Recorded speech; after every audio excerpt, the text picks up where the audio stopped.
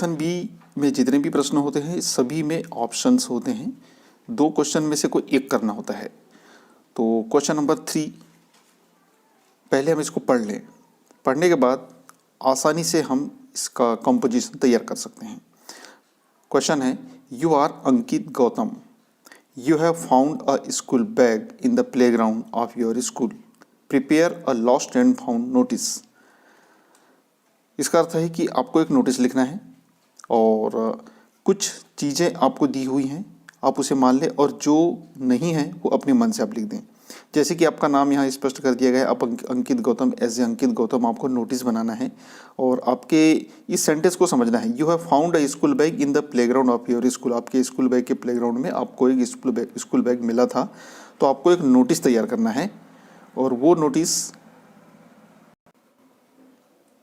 आपके स्कूल के लिए होगा, सभी स्टूडेंट्स उसे पढ़ सकें। तो डियर स्टूडेंट्स, आप जब भी कभी नोटिस तैयार करें, यदि प्रश्न में आपके स्कूल का नाम है, इंस्टीट्यूट का नाम है, तो आप वही डालें और यदि नहीं है तो आप अपनी मर्जी से अपने स्कूल का नाम डाल सकते हैं। जैसे कि मैंने अपने स्कूल का नाम डाला है, गवर्नमेंट हायर सेकेंडरी स्कूल उमरा नाला, बिल्कुल सेंटर अलाइन करते हुए दोनों साइड में थोड़ी थोड़ी जगह छोड़ के हम स्कूल का नाम लिख दें। उसके बाद हम लिख दें नोटिस बढ़िया से, और राइट साइड में या लेफ्ट में हम डेट डाल दें। डेट करंट की हो या पुरानी हो, इससे कोई फर्क नहीं पड़ता, लेकिन ये दूसरी चीज़ें हो तब डेट का थोड़ा सा ध्यान रखना होता है। अब लॉस्ट एंड फाउंड, हमने इसका एक टॉपिक का नाम दिया है लॉस्ट एंड फाउंड, यानी खोया पाया। खोया पाया विभाग भी कई स्कूलों में बना दिया जाता है। तो अब इस जो प्रश्न में जो बात है उसको हमें यहाँ मेंशन करना है। तो आप किसी भी तरीके से लिख सकते हैं, मैंने बहुत शॉर्टकट तरीके से यहाँ लिखने की कोशिश की है। It is notice to all the school students that I have found a school bag in the playground yesterday evening. अब यदि इतना बड़ा सेंटेंस नहीं लिख सकते तो आप बहुत शॉर्ट में लिख दें, I found a school bag in the playground, इतना तो लिख सकते हैं। अब आगे लिखा है हु लॉस्ट द बैग, जिसने ये बैग घुमाया है, collect it from principal office. आप इसे प्रिंसिपल ऑफिस से ले सकते हैं। और नीचे में राइट साइड में हमने नाम लिख दिया है अंकित गौतम। ये क्वेश्चन में है तो डेफिनेटली यही लिखेंगे। अब रही बात आपकी क्लास की, अब क्लास लिख दें और अपने ही स्कूल का नाम लिख दें। तो बस इतना सा आपको नोटिस तैयार करना है और बाकायदा इसको अच्छी रेटिंग से लिखें, सही तरीके से लिखें, तो आपको पूरे मार्क्स इसमें मिल सकते हैं। अब इसी में ऑप्शन में दूसरा प्रश्न भी होता है, इसमें है प्रिपेयर अ पोस्टर ऑन से नो टू ड्रग्स। अब एक पोस्टर बनाना है। आप जानते हो कि पोस्टर की एडवर्टाइजमेंट वगैरह के लिए दिया जाता है, अवेयरनेस के लिए कुछ पोस्टर्स बनाए जाते हैं, समय समय पर बांटे भी जाते हैं। तो आपको एक बनाना है से नो टू ड्रग्स, यानी ड्रग्स को ना कहें। अब ड्रग्स कई तरह की होती हैं, नशा करने वाली चीज़ें, तो इसके लिए आपको एक पोस्टर बनाना है। तो हम ये कई तरह से आपने देखे होंगे अलग अलग स्थानों पर। हमने कैपिटल लेटर में बिल्कुल बोल्ड में लिखा है से नो टू ड्रग्स, और उसके नीचे हमने कुछ पिक्चर्स बना दिए। आप यदि ये पिक्चर्स बहुत अच्छे से बना सकें तो बहुत अच्छा है, और उसके बाद इसको ऐसा क्रॉस कर दें। मैंने इसे क्रॉस करने की कोशिश की है, आप स्केल की मदद ले लें। और नीचे एक जो कॉमन आप लोगों ने जो ड्रग्स होते हैं उन पर लिखा हुआ देखा होगा, drug consumption is injurious to health. ऐसे कुछ कोट्स भी आप याद रखें। समय समय पर जो नोटिस अथवा जो पोस्टर्स बनाए जाते हैं उसमें कुछ ऐसी पंच लाइन लिखी जाती है जिसको देखकर जो भी व्यूवर्स हैं, जो रीडर्स हैं, वो अट्रैक्ट होते हैं। और इसके बाद हमने इसमें लिख दिया issued in the public interest by, और नीचे स्कूल का नाम। अब चूंकि पोस्टर बनाते समय ये तो लिखा नहीं है कि आप कौन हैं, तो ऐसी स्थिति में आप अपना नाम भी लिख सकते हैं, या तो फिर चूंकि पोस्टर है तो व्यक्ति विशेष भी पोस्टर जारी कर सकता है और कोई इंस्टीट्यूट भी कर सकता है। लेकिन यहाँ पर एक जो बात है, इस तरह के पोस्टर जो भी जारी करते हैं आम जनता के उपयोग हेतु, इस तरह लिखा जाता है issued in the public interest. ये आप जरूर लिखें और नीचे अपने इंस्टीट्यूट का नाम या फिर अपने स्वयं का नाम। तो इस तरह ये एक पोस्टर आप बहुत अच्छे तरीके से बना सकते हैं। आगे बढ़ते हैं क्वेश्चन नंबर 4। ये भी ऑप्शनल है, चलिए इसको पढ़ते हैं। With the help of the points given below produce a write up on the NSS camp. यानी एक एनएसएस कैंप पर आपको एक राइटअप तैयार करना है और उसमें जो आपको इंक्लूड करना है वो नीचे दी हुई चीज़ें करनी है। वो कौन सी एक बार पढ़ लेते हैं। NSS camp in Rampur village, 100 volunteers, planting of trees, cleaning of drains, adult literacy classes. अब देखिए जो एनएसएस कैंप है उसमें आपको क्या क्या करना है। NSS camp in Rampur village, यानी आप ये समझ लीजिए कि जो एनएसएस कैंप लगाया गया है या लगाया गया था वो रामपुर कैंप में था। उसके बाद उसमें 100 वॉलंटियर्स थे। एनएसएस जो कैडेट्स होते हैं वो वॉलंटियर्स कहलाते हैं। प्लांटिंग ऑफ ट्रीज, यानी आपने वृक्षारोपण किया। क्लीनिंग ऑफ ड्रेन्स, नालियों की सफाई की उस गांव में जाके। और एडल्ट लिटरेसी क्लासेस, यानी युवा जो क्लासेस होते हैं, जो बड़े लोग होते हैं, जो अशिक्षित होते हैं, उनको पढ़ाने के लिए। तो आप ये सोच लें कि ये क्लासेस अब दिन में तो लगाएंगे नहीं, ये शाम को जब लोग काम करके घर से वापस आते हैं तभी लगाएंगे। अब इसको आप अपने शब्दों में लिखिए, बहुत छोटे छोटे शब्द आप बना सकते हैं। तो चलिए, इसको हमने कुछ इस तरह लिखा है, आप भी इस तरह का लिख सकते हैं। The NSS unit of government higher secondary school Umranala district Chhindwara organized a camp at Rampur village in block Mokhed. अब देखिए, क्वेश्चन में सिर्फ रामपुर विलेज है, मैंने यहाँ पर एक्स्ट्रा ब्लॉक विलेज मोखेड़ अपना डाल दिया। उसके अलावा ये एनएसएस यूनिट जो है ये किसी स्कूल की है ये भी नहीं लिखा है, मैंने अपने स्कूल का नाम लिख दिया, डिस्ट्रिक्ट का नाम लिख दिया। तो ये जो फर्स्ट सेंटेंस है ये बहुत इंपॉर्टेंट है। क्या लिखा है इसमें? The NSS unit of government higher secondary school Umranala district Chhindwara organize a camp at Rampur village in block Mokhed. अब इसके आगे देखिए, there were 100 volunteers took part and assign many task. अब ये भी प्रश्न में था कि 100 वॉलंटियर्स आपको इंक्लूड करना है, तो उन लोगों ने 100 लोगों ने हिस्सा लिया, 100 वॉलंटियर्स ने हिस्सा लिया और कई तरह के टास्क किए, कई तरह के काम किए। आगे लिखा है they planted 500 different type of trees. Plantation भी था इसमें ना, तो कितने पौधे लगाए? 500 अलग अलग तरह के पौधे लगाए। Plants provided by the forest department free of cost. अब ये प्लांट्स किसके द्वारा दिए गए? फॉरेस्ट डिपार्टमेंट के द्वारा फ्री में दिए गए। अब ये आप अपनी मर्जी से जोड़ सकते हैं, क्योंकि आपको थोड़ा सा राइटअप तैयार करना है। जो चीज़ें नहीं है वो अपनी मर्जी से जोड़ लें। Second task was cleaning of drains. दूसरी टास्क जो थी वो ड्रेन की क्लीनिंग थी विथ स्वच्छ भारत अभियान, यानी स्वच्छ भारत अभियान के तहत नालियों की सफाई की गई। There was very low literacy rate in Rampur. Rampur village में बहुत कम साक्षरता दर थी। सो अब देखिए, इसके आगे हमने लिटरेसी को शामिल किया है। Volunteers conducted adult literacy classes in the evening with 10 different groups. ये बहुत छोटा सा सेंटेंस है, आपको बड़ा लगता होगा। क्या लिखा है? There was very literacy rate in Rampur, ये तो हो गया। So volunteers conducted adult literacy classes, यहाँ तक हो गया। इन द इवनिंग आपने इसको बढ़ा दिया, विथ 10 डिफरेंट ग्रुप्स। तो ऐसे पार्ट्स, ऐसे फ्रेजेस आप बना लेना तो सेंटेंस बड़ा आप आसानी से बना सकते हैं। Our teams spread the village and convince the parents to give their girl child proper education. हमारी टीम पूरे गांव में फैल गई और उन्होंने अपनी लड़कियों को पढ़ाने के लिए उन्हें प्रोत्साहित किया। इन द लास्ट डे, आखिरी दिन, villagers gave us thanks to serve them. Villagers ने उनकी सेवा करने के लिए उन्हें धन्यवाद दिया। तो इस तरह का ये हमने एक राइटअप तैयार किया है। तो आप ऐसा यदि लिख लें छोटे छोटे सेंटेंस में तो आपको सफिशिएंट मार्क्स मिल सकते हैं। अब इसी में ऑप्शन में एक क्वेश्चन और है, क्वेश्चन नंबर 4 का ऑप्शनल ये क्वेश्चन है। With the help of the words given produce a write up on value of games. जिस तरह इसके पहले था, ये अभी राइटअप आपको तैयार करना है, टॉपिक होगा वैल्यू ऑफ गेम्स, यानी खेलों की महत्ता। इसमें क्या क्या आपको इंक्लूड करना है वो भी यहाँ पर है। नेसेसरी ऑफ लाइफ, सेकंड है removes monotony, make our body healthy, learning good habits, develop quality and brotherhood. तो इतनी चीज़ें आपको शामिल करनी है। तो इसके लिए भी आप छोटे सेंटेंस बना सकते हैं आसानी से। देखिए, इसमें हमने लिखा है games and sports are necessary of life specially for children and young people. ये बहुत आवश्यक हैं, गेम्स और स्पोर्ट्स खास करके बच्चों के लिए और युवाओं के लिए बहुत आवश्यक है। Games removes monotony after continue study. लगातार स्टडी के कारण जो उबासी आती है, निरस्ता आती है, वो समाप्त हो जाती है। And school works pressure, school के काम का जो प्रेशर होता है वो कम हो जाता है।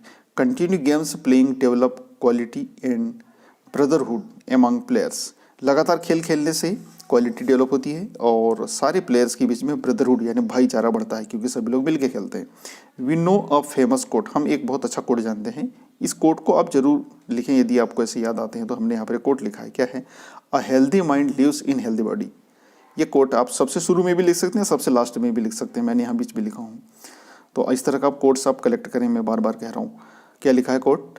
A healthy mind lives in healthy body, healthy body में ही हेल्दी माइंड निवास करता है। और लास्ट में game promote discipline among all, it's a lesson for every students, यह हर बच्चे के लिए एक पार्ट होता है, एक सबक होता है। तो इस तरह एक राइटअप आप तैयार कर सकते हैं ऐसा भी। आगे बढ़ते हैं क्वेश्चन नंबर 5। अब इसमें भी ऑप्शन होंगे, चलिए देखते हैं। ये एक लेटर से रिलेटेड है। Write a letter to the postmaster of your area complaining against the postman of your area. आपको पोस्टमास्टर को आप इस एप्लीकेशन को अच्छी तरह समझ लें कि इसमें कहा क्या गया है। Write a letter to the postmaster of your area complaining against the postman of your area.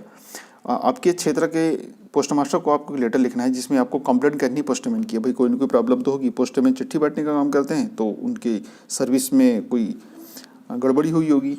तो आप इसको बिल्कुल जैसा आप एप्लीकेशन लिखते हैं ना वैसा ही लिखें, टू द पोस्ट मास्टर। अब इसके कहाँ का पोस्ट मास्टर है उस शहर का नाम नहीं लिखा है, तो आप अपनी मर्जी से उसका एड्रेस डाल दीजिए। जैसे मैंने यहाँ लिखा हूँ सिविक सेंटर जबलपुर, और फिर सैल्यूटेशन सर लिख दिया।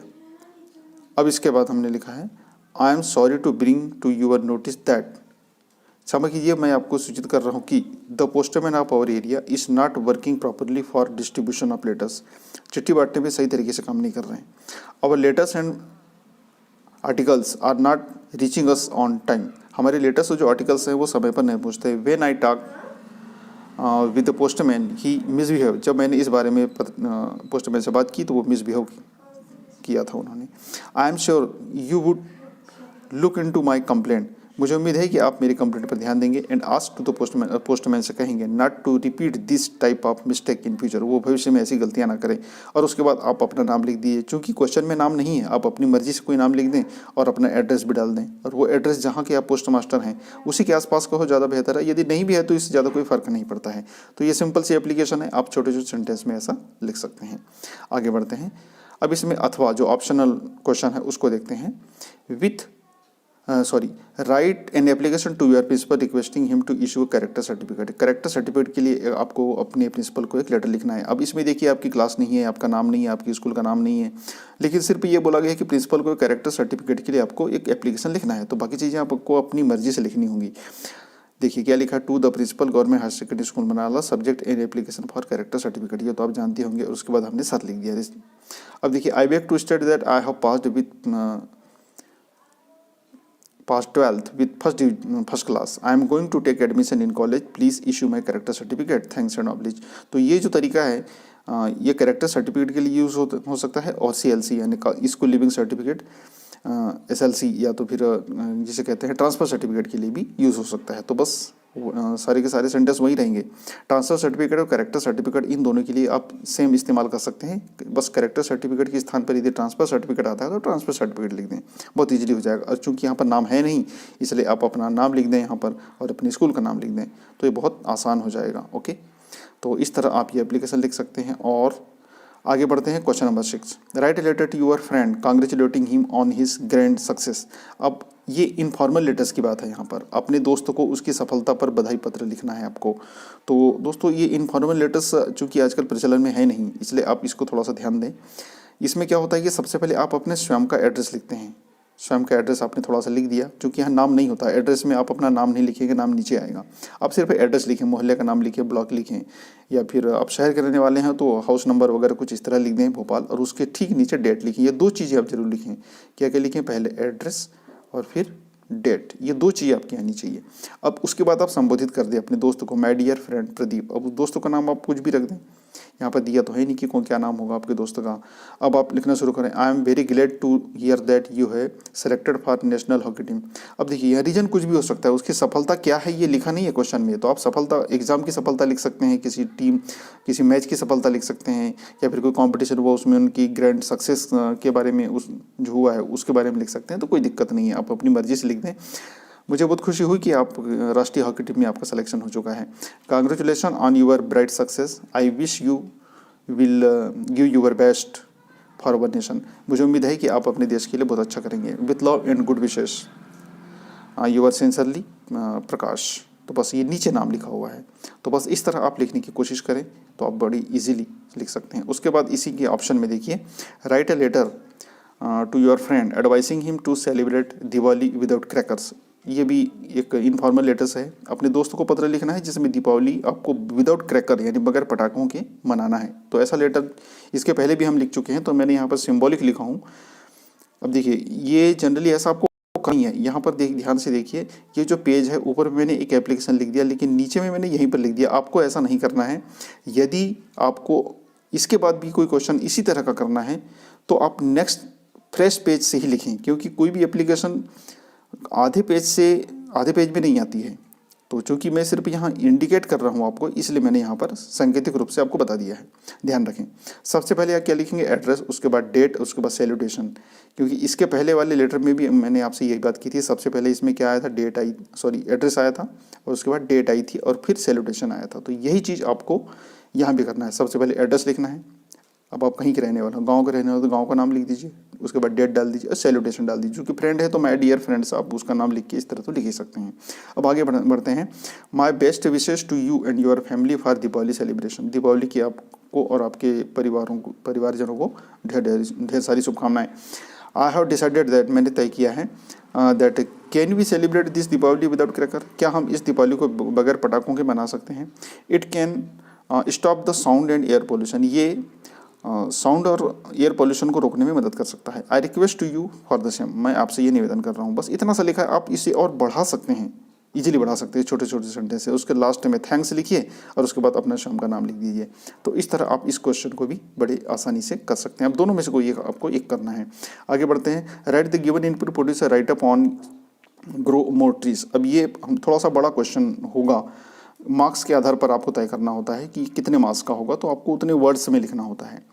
अब देखिए, ग्रो मोर ट्रीज, आपको एक राइटअप तैयार करना, अच्छा खासा आर्टिकल लिखना है इसमें। अब इसमें इतनी चीज़ें होंगी, देखते हैं क्या क्या। Importance of trees, usefulness of trees, to survive in life trees are necessary, useful for animals and bird shelter, protection and development of our trees. तो इन सब का मतलब आपको समझना होगा। इसमें क्या क्या लिखा है, पेड़ों का महत्व सबसे पहले, जैसे इंट्रो में आप लिखते हैं यूजफुल ऑफ ट्रीज, पेड़ों की उपयोगिता। उसके बाद to survive in life tree are necessary, जिंदगी जीने के लिए पेड़ों की आवश्यकता। और useful for animals and bird shelter, जो अधिक पेड़ लगाते हैं हम, ये जानवरों और पक्षियों का एक निवास स्थान की तरह काम आते हैं।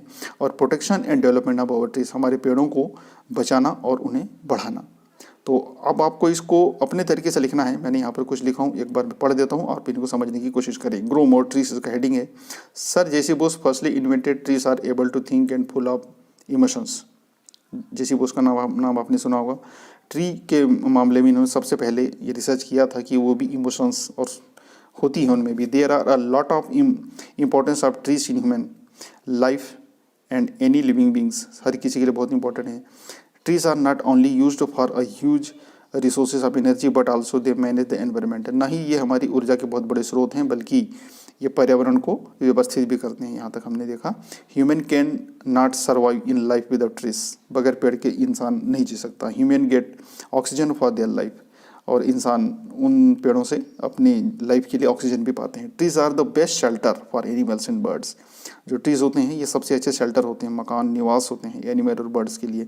Any state and governance make sure that trees should be protected and developed. प्रत्येक जो राज्य होता है और जो सरकारें होती हैं वो पेड़ों को बढ़ाने के लिए उन्हें प्रोटेक्शन देना चाहिए और उन्हें बढ़ाना चाहिए। ये होता भी है generally.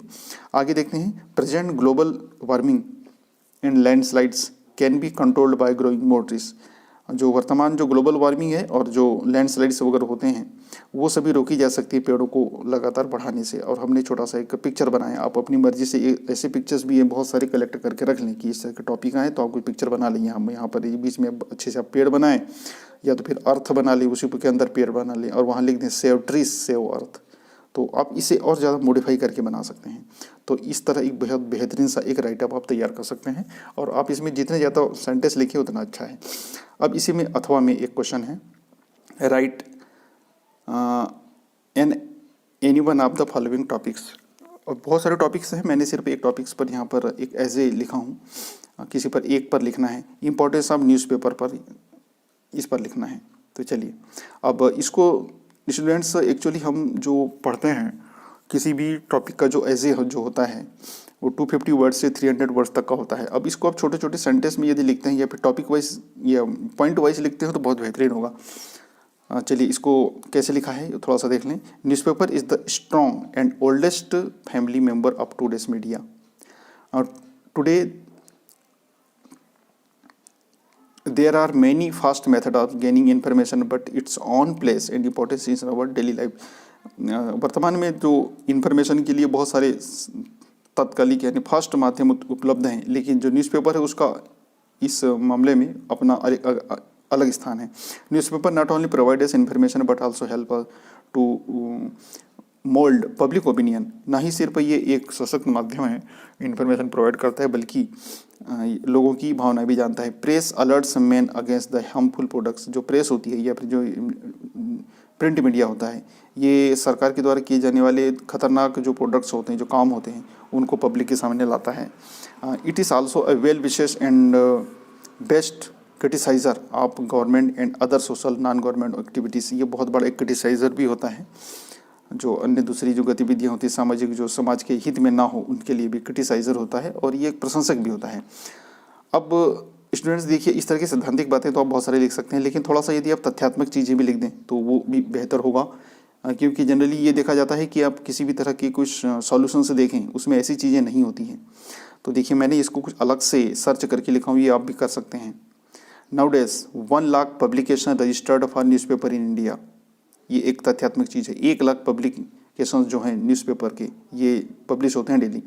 India is the second largest newspaper market in the world. India जो है ये दुनिया में सेकंड लार्जेस्ट मार्केट है न्यूज़पेपर का। आगे देखते हैं। Per day 240 million copies published. हर दिन 240 मिलियन कॉपी छपती हैं। Hindi language newspaper have largest circulation. सबसे बड़ा जो इंडिया में न्यूज़पेपर का जो पब्लिकेशन होता है वो हिंदी होता है, हिंदी में सबसे ज़्यादा होता है। अनदर 22 लैंग्वेज न्यूज़पेपर आल्सो भी पब्लिश्ड। लेकिन जो अन्य दूसरी 22 भाषाओं में भी प्रकाशित होती हैं। Newspaper prices often cover only a small percentage of the cost. और न्यूज़पेपर ये जो प्रिंट करने के लिए ना, इसका बहुत कम पैसा खर्च होता है। In this way newspaper reading play a meaningful role for students. तो इस तरह हम देखते हैं कि न्यूज़पेपर स्टूडेंट्स के लिए बहुत इंपॉर्टेंट होता है। न्यूज़पेपर रीडिंग हैबिट जो होती है, it makes a habit of reading and writing. इससे न्यूज़पेपर पढ़ते रहने से स्टूडेंट्स में पढ़ने की और लिखने की एक कैपेसिटी बढ़ती है, क्योंकि अब हमारी भी इच्छा होती है, स्टूडेंट्स की भी इच्छा होती है कि वो भी कुछ लिखें। It creates many job opportunities. इससे बहुत सारी जॉब की अपॉर्चुनिटीज़ होती हैं। And environmental friendly business can भी। और ये एनवायरमेंटल फ्रेंडली भी होता है, पर्यावरण से इससे अधिक कोई प्रदूषण नहीं होता है।